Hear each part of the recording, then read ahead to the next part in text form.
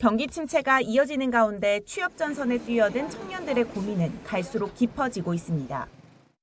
양질의 일자리 자체가 많다고는 생각하지 않아요. 대부분 취업한 애들 보면은 그 회사에 들어갔을 때 정말 만족하고 내가 일을 하면서 보람을 느낀다는 사람을 많이 본 적이 없고, 일자리를 구했더라도 시간제 채용 형태가 많아 구직 활동은 계속해야 하는 게 현실입니다.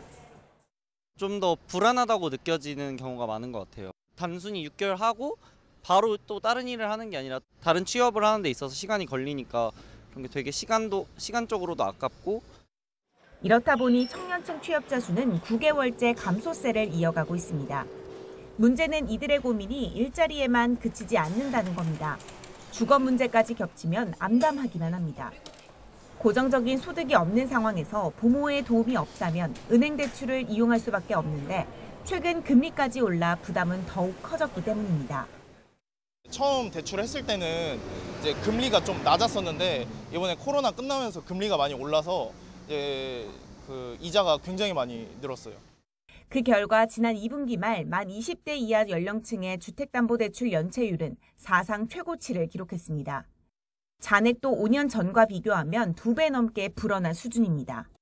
이들이 잡을 때 또 얼마나 급하게 또 잡아야 되고 여러 가지 것들이 맞물리면서 마치 사회 나올 때 발생했던 격차가 어떻게 보면 평생 메꿔지지 않는 격차로 갈 수 있는 단초가 될 수 있다는 점에서 앞서 한국은행도 2030 청년층들의 부실대출 문제를 주목할 필요가 있다고 역설한 만큼 이들을 위한 금융당국 차원의 대책 마련이 필요해 보입니다. YTN 엄윤주입니다. 50년 만기 주택담보대출 상품은 지난달 KB국민과 신한, 하나, NH농협 등 주요 시중은행 4곳에서 내놨습니다.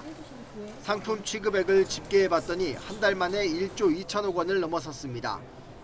5대 은행 가운데 유일하게 빠졌던 우리은행도 주택담보대출을 40년에서 50년으로 확대할 예정입니다.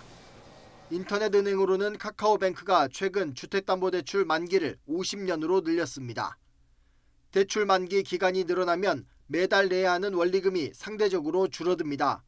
내야 할 이자가 불어나긴 하지만 총 부채 원리금 상환 비율, DSR 규제를 받는 대출자 입장에선 대출 한도가 늘어나는 효과를 누릴 수 있습니다. DSR 규제가 연소득 대비 해마다 갚아야 하는 원금과 이자의 비율을 기준으로 하기 때문입니다. 게다가 50년 만기 대출 상품을 이용할 때 별다른 나이 제한이 없는 것으로 알려졌습니다. 이 때문에 초장기 주택담보대출이 DSR 규제를 우회하는 수단으로 활용된다는 비판의 목소리가 나옵니다. 이론상으로는 말도 안 되는 거죠. 예. 그 50년 만기면은 60대 후반이면 거의 120살까지 살아야 되는데 뭐. 우리 경제의 걸림돌로 꼽히는 가계부채가 다시 증가세로 돌아서자 금융당국은 50년 만기 주담대 상품의 나이 제한 도입을 검토하고 있습니다. YTN 양일혁입니다. 지난달 가계가 은행에서 빌린 돈은 6조 원 가까이 늘었습니다. 넉 달째 늘었는데 더 큰 문제는 오름 폭입니다. 갈수록 늘면서 1년 10개월 만에 가장 컸습니다. 이 같은 오름세에 잔액 기준 가계빚도 역대 최대치를 기록했습니다. 주택담보대출이 5달 연속 급증하면서 전체 빚 규모를 끌어올렸습니다. 수도권을 중심으로 부동산 시장이 살아나면서 관련 대출이 늘어난 겁니다. 실제로 올해 1월 만여 건에 그쳤던 전국 아파트 매매 거래량은 2월부터 회복세가 뚜렷해졌습니다. 한국은행은 높은 금리가 변수지만 주택담보대출을 중심으로 가계빚 증가세가 이어질 수 있다고 내다봤습니다. 6월까지 계약된 주택 매매 거래가 있어서 2-3달 정도 시차를 두고 주택담보 실행으로 이제 이어질 것으로 보이니까 은행의 주담대 수요는 지속될 가능성은 있죠. 여기에 신용대출을 포함한 기타 대출 감소세까지 주춤해 가계빚 규모를 키우고 있습니다. 이 금융권을 포함한 전체 금융권도 비슷한 흐름을 보이면서 가계대출이 넉 달째 늘었습니다. 이에 관계부처와 가계부채 현황을 점검한 금융당국은 아직 금융안정에 영향을 주는 수준은 아니라고 진단했습니다. 다만 증가세가 더 커지지 않도록 은행권 주택담보대출 관리를 강화하고 대출 규제를 완화한 특례보금자리론 공급 속도를 조절하기로 했습니다. YTN 이영훈입니다.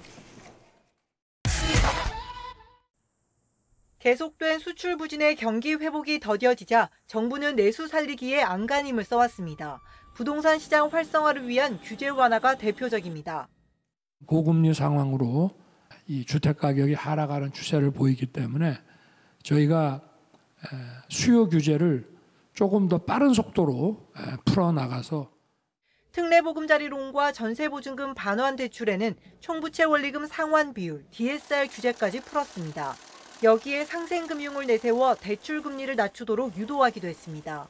상반기가 지나기 전에는 국민들께서 아마 그런 어떤 은행의 노력 그리고 저희 단기 자금시장 안정으로 인한 시장 평균금리 떨어진 이런 것들을 상반기 중에 어느 정도 느끼실 수 있지 않을까. 이에 아파트 매매 거래량이 늘면서 지난 4월부터 가계대출은 오름세로 돌아섰습니다.